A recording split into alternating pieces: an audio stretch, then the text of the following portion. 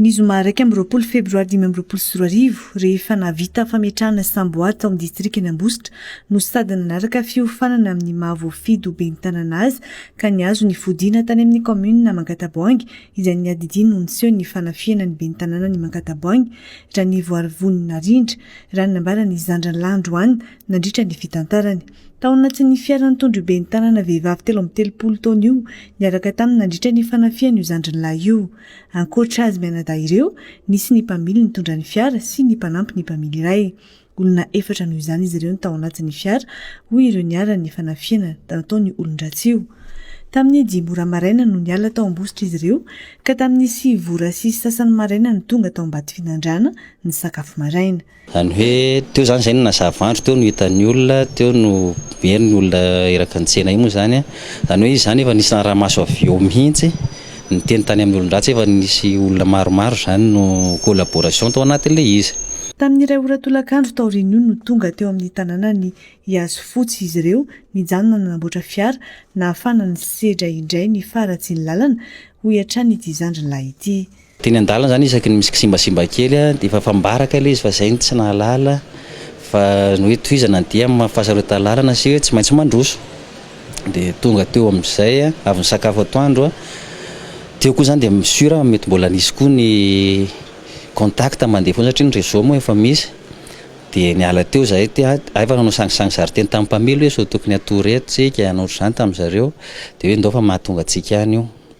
dia niala teo indray zay tamin'ny ray sasany teo. Tokony tamin'ny 3 ora tolakandro avy eo teo amin'ny lalana Ambavalozakely no nandrasan'ny olon-dratsy ny fiara nitondra ity ben'ny tanàna ity raha ny nambaran'izy ireo. Tazan'ny anadahin'ny ben'ny tanàna io fa nitondra basy miisa 3 teny amin'ireo olon-dratsy ireo. Ny anabaviny izay teo aloha na ny devant ny fiara no mipetraka raha ny fitantarany. Teo no efa niandrasan'ireo olon-dratsy izahay dia niafina tao ambadika ana vato dia ny pô basy voalohany aminay aloha calibre 12 dia teo nampiaya hoe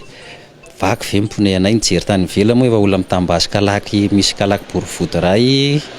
kalaky A47 anankiroa nitazana masoko mitondro aty mitifitra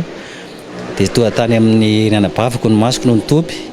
dia natory izy zay vao niondrika ny olona efa niondrika daholo dia ny chauffeur no tao anatin'izany ezaka nandeha foana any ny tôbila mandeha foana zany mandeha ny action tifitra vararaka amin'izay mandeha niteny ny chauffeur voara sazy teo amin'izay no nitsangana ao anatin'ny action popo basy be iny no namonjy anazy nijery ny tany hoe anakory ny anabaviko efa bobara efa niala ny trato mivoaka ato izay mibala hitako. Efa tsy nahateny intsony nefa ny ben'ny tanàna io no nitifitra nahazo azy hoy ny Zandrinalahy mbola niezaka nandeha hatrany nefa ny fiara saingy tsy afaka intsony avy teo amin'ny 50 metatra niala ny toerana sy ny fanafiana no ny lalana ratsy ka voatery niala tamin'ny fiara no niaraka tamin'io ben'ny tanàna io izay tsy iza fa io Zandrinalahy io sy ny mpamily ary ny mpanampy ny mpamily niaraka taminy. Izy tsy afaka amin'ny teny intsony fa le baiko mona zany sisa dia fahalalako an'io zany ny par deviner visavinako fotsiny hoe atsovy sy azo atsonana hoe ndany ianao mitsoaka fa tsy niala teo moa zany fa namikitra anazy teo foana izy raha very raha foana hémorragie betabeta ao anatin'io zavatra io dia mibala mandalo amin'itony olona matoritory zasy ny chauffeur sisany teo dia niasan'ny chauffeur nitsahana mafy ny accélérateur dia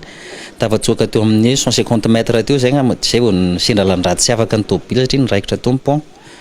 nivoaka daholo ny tao anaty tôbila niezaka nanosika amin'ny fiara nefa raikitra tanteraka ilay fiara dia nitsoaka amin'izay olona navitra ny tenany izany jery andranabavy efa mialaina ny andro avy raha teo zareo vao nanenjika anay avy ao afara navelako teo ranabavy dia niazakazaka tao anaty io namonjy ny toerana izay akaiky anay misy anaratoerana atao hoe akafitra. Ireo vatan-dehilahy teo amin'ny tanàna akafitra io avy eo no nanampy ity Zandriny ben'ny tanànalahy io ka namonjy ny toerana nitrangany ny fanafiana raha ny fanazavana. Hoe ndana mba jereo ny tôbila miaraka amin'ny mpamily sy izay voyageur tara nisy voyageur taraiky tany lasa tany dia anao izy tsy andeha hoany dia zaho atsoantso hoe efa hitako ny anabaviko ny alaina teto amin'ny teto masoko sy teto amin'ny tanako po de avy any zareo nanazava fa nahoaka ny zareo teo amin'ny rampodaka no nahitany ny anabaviko fa tsy teo amin'ny plasy nametrarako azy teo amin'ny devant intsony. Rehefa nanadio ny nofo mangatsiaka ny ben'ny tanàna io avy eo izandrin'lahy io no nahatsikaritra fa mbola nitofirina teo amin'ny ferifany indray izy izay efa voativitra teo amin'ny tarehiny raha ny nambarany. Nanasa anazy moa rehefa tonga nanao fombafomba fampandroana ny razana tsotsora teo nahitako fa misy bala hafa indray niditra teto amin'ny ferifany. Dia teo nahafantarako fa efa maty izy mbola nitofirina ihany pour assurer zany fa hoe maty tokoa na hoe vita mission accomplie ny anazy. Nizoma tamin'ny 12 alina vao tonga tany amin'ny toerana nisy azy ireo ny mpitandro filaminana ho hiatrany ireo fianakaviana. Ity zandrin'lahy ity izay mbola nanay fa mbola misy ireo olon-dratsy nikaroka azy. Tonga tamin'ny 12 alina vao tonga ny gendarmerie Amboropotsy tao amin'ny commune rurale hoe Amboropotsy. Moto anaky enina teo zareo ny tonga teo. Niteny hoe ndao tsika hiala teto hamonjy réseau. Dia ny tenako moa zany tao anatin'io nanaya hoe tsy maintsy mbola hitady ana indray zareo dia ny tena hoe leo mba matory tsika satria ny alina tsy mba fotsy dia mba maraina tsika vao miala veto dia izay manjomanjo. Taorian'ny fampiresahana sy ny fandresen-dahatra avy eo no voatery tsy maintsy niainga niverina nambato finandrana indray ireo niaraka tamin'ny ben'ny tanàna io niaraka tamin'ny mpitandro ny filaminana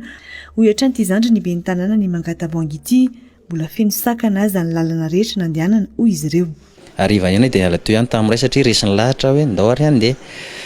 zay ny ala teo amin'ny tanàna ny fokon'olona ny ambona anay teo kosa ny vatandehilahy teo tsy navelanay raha tsy afaka le lala sarotra sy nanampy anay tamin'ny lala sarotra tany zareo. Tonga teo amin'ny andrefa ny hazo fotsy zay amin'ny rairay iny nahita ny barazy hazo be zay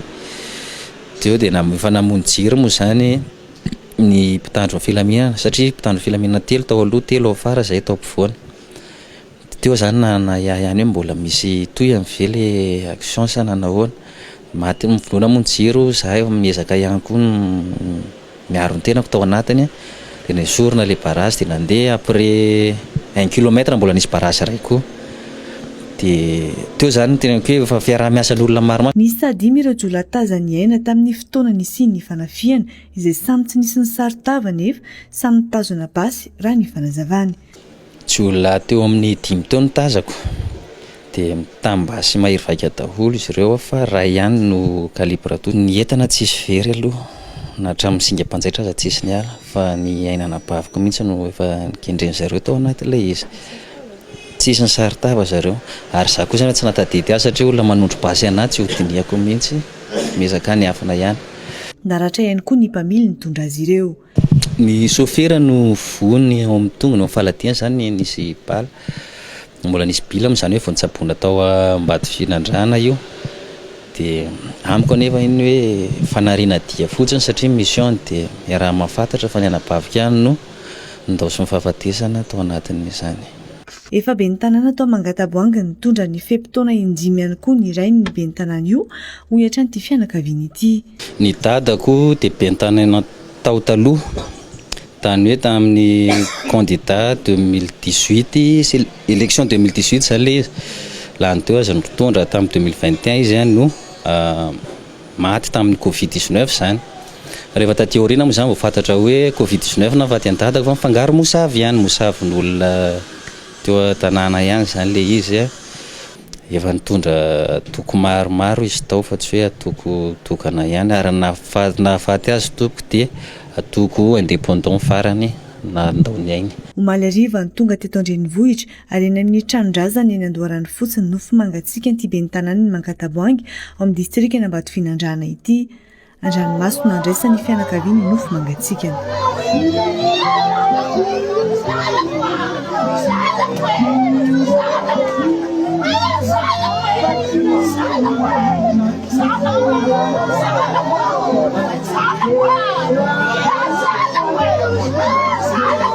Miantsona ijerena akaiky ny fanadihadiana momba io raharaha io ny fianakaviana Rasazina Rindra ben'ny tanàna voafito ao Mangataboangy Ambato Finandrana. Mangataka zany eto amin'ny fitondram-panjakana ny olona rehetra manam-pahefana isa-tsokajiny